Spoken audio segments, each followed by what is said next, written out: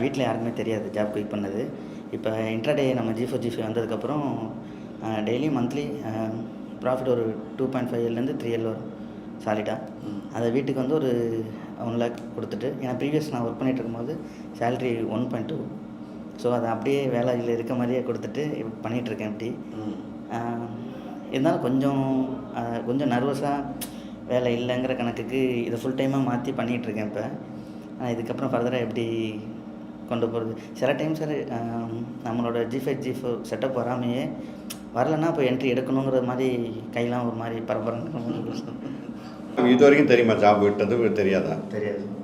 ஏன் அதில் என்ன ஜாப் விட்டேன்னு சொல்கிறதுல என்ன உங்களுக்கு ப்ராப்ளம்? விட்டேன்னு சொல்கிறது இதில் கொஞ்சம் சக்ஸஸ் பண்ணிட்டு சொல்லிட்டா கொஞ்சம் பிரச்சனை இல்லை அப்படிங்கிற ஒரு கான்செப்ட் மனசுக்குள்ளே ஓடிட்டுருக்கு.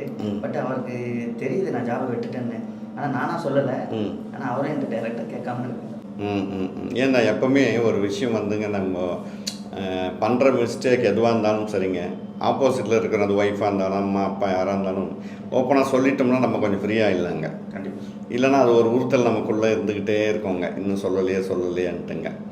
ஏன்னா இந்த பிஸ்னஸில் அந்த மாதிரி தான் நிறைய பேர் கடன் வாங்கி போட்டுருவாங்க, வீட்டுக்கு சொல்ல மாட்டாங்க. நம்ம சொல்கிறதே அதாங்க, எதுவாக இருந்தாலும் நீங்கள் ஃபஸ்ட்டு ஃபேமிலிக்கு வந்து இன்ஃபார்ம் பண்ணிடுங்க. அது உங்களை வந்து இன்னும் கொஞ்சம் வந்து ஃப்ரீ பண்ணுவாங்க, மைண்டை ஃப்ரீ பண்ணும். எல்லாம் பெரிய அழுத்தத்தை வந்து கொடுத்துக்கிட்டு இருக்கோங்க. பட் இப்போது கண்டிப்பாக உங்களால் வந்துங்க, இப்போ எத்தனை மாதமாக நீங்கள் வந்து G4 G5 இப்படி ப்ராஃபிட் பண்ணிக்கிட்டு இருக்கீங்க?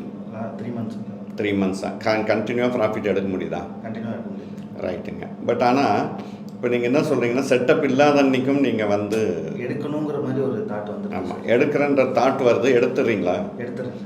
அதுதான் இப்போ என்னென்னா, இதுதான் அடிக்ஷன், வேற ஒன்றும் கிடையாதுங்க. இதுதான் அடிக்ஷன். இப்போ நீங்கள் எடுத்து முடித்ததுக்கப்புறமா அனலைஸ் பண்ணுவீங்க, ஐயோ நம்ம இங்கே எடுக்காமல் இருந்திருக்கலாமே, இல்லைங்களா? இல்லை சார், அதை எடுத்ததுக்கப்புறம் முதல்லாம் கண்டிப்பாக G4 G5 இல்லைன்னா எடுத்தே ஆகணுங்கிற ஒரு சினாரியோ இருந்துச்சு.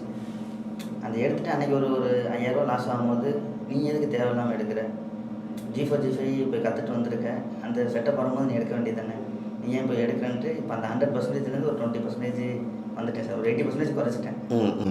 இல்லை அதுதாங்க நான் எப்போவுமே சொல்கிறதுங்க, இது 20 நாளும் ட்ரேட் பண்ணுறது கிடையாதுங்க. கண்டிப்பாக. இந்த பிஸ்னஸ் வந்து பார்த்தீங்கன்னா, இப்போ உங்கள் பிஸ்னஸ் மாதிரி காலையில் கடை திறந்து உட்கார்றது கிடையாதுங்க. கடை திறந்து உட்காரணும், அதில் எதுவும் மாற்று கருத்து இல்லைங்க. கடை திறந்து உட்கார்ந்தாலும் நமக்கு உண்டான ஆள் வரும்போது வியாபாரம் பண்ணணும். அதே மாதிரி தான் நான் நிறைய இடத்துல சொல்கிறது, ஆப்பர்ச்சுனிட்டின்னு தான் ட்ரேட் பண்ணுங்க. இப்போ 20 நாளும் ஆப்பர்ச்சுனிட்டி கிடைக்காதுங்க. ஏன் கிடைக்காதுன்னா, இங்கே நீங்கள் வந்து வெறும் இண்டெக்ஸ் மட்டும் பண்ணுறீங்கன்னா, இண்டெக்ஸில் 20 நாளும் ஆப்பர்ச்சுனிட்டி கிடைக்காது. அப்போ என்றைக்கு ஆப்பர்ச்சுனிட்டி இருக்கோ அன்றைக்கி மட்டும் இண்டெக்ஸில் பண்ணாங்க. அப்போ எனக்கு ஆப்பர்ச்சுனிட்டி வேணும்னா நீங்கள் 7லேருந்து Z வரைக்கும் போய் பார்க்கணுங்க. அப்போ 20 நாளும் உங்களுக்கு ஆப்பர்ச்சுனிட்டி கிடைக்கும். இன்றைக்கி அதுக்கு உண்டான பொறுமை யாருக்கும் கிடையாதுங்க. எல்லாருமே வந்து Nifty, bank Nifty, fin Nifty, சென்செக்ஸில் நின்றுடுறாங்க, மிட் கேப்லேயேங்க. இப்போ இண்டெக்ஸ்லேயே பண்ணணும் போது இண்டெக்ஸில் வந்துங்க 20 நாளும் வராதுங்க. அதில் 10 நாள் வந்தாலும் கரெக்டாக பண்ணோம்னா அந்த 10 நாள் ட்ரேடே வந்து நம்ம 20 நாள் வால்யூம் பண்ணிடலாங்க. பட் அது தாண்டி போகாமல் நான் இண்டெக்ஸில் தான் பண்ணுவேன், 20 நாளும் பண்ணுவேன்னா, அப்போ ஆப்பர்ச்சுனிட்டி இல்லாத அன்றைக்கி ட்ரேட் பண்ணும்போது என்ன ஆகும்னா, ஆப்பர்ச்சுனிட்டி 2 நாள் வந்ததுன்னு வச்சிங்களேன், அன்றைக்கி ஒரு நல்ல ப்ராஃபிட்டில் இருப்போங்க. மீதி 3 நாள் ஆப்பர்ச்சுனிட்டி இல்லாமல் ட்ரேட் பண்ணும்போது இந்த 2 நாள் என்ன ப்ராஃபிட் பண்ணுமோ அதை விட 2 மடங்கு மேலே போயிடுங்க. அதனால தான் சொல்கிறதுங்க, ஆப்பர்ச்சுனிட்டியை ஒன்று தேடுங்க, இல்லைனா ஆப்பர்ச்சுனிட்டி இருக்கிற இன்றைக்கி வந்து ட்ரேட் பண்ணுங்கன்னு சொல்கிறதுங்க. இதை இப்போ உங்கள் ஏஜுக்கெல்லாம் பார்த்தீங்கன்னா இன்னும் நீங்கள் டிசிப்ளின் ஸ்ட்ராங்காக கொண்டு வரணுங்க. அந்த பரபரப்பே இருக்கக்கூடாதுங்க. இந்த பிஸ்னஸை பொறுத்தவரையும் நீங்கள் ஒரு ஞானி மாதிரி மாறினாங்க. ஏன்னாங்க, நீங்கள் செலவு பண்ணுற காசு உங்களோட ஃபேமிலி ஃபண்டுங்க.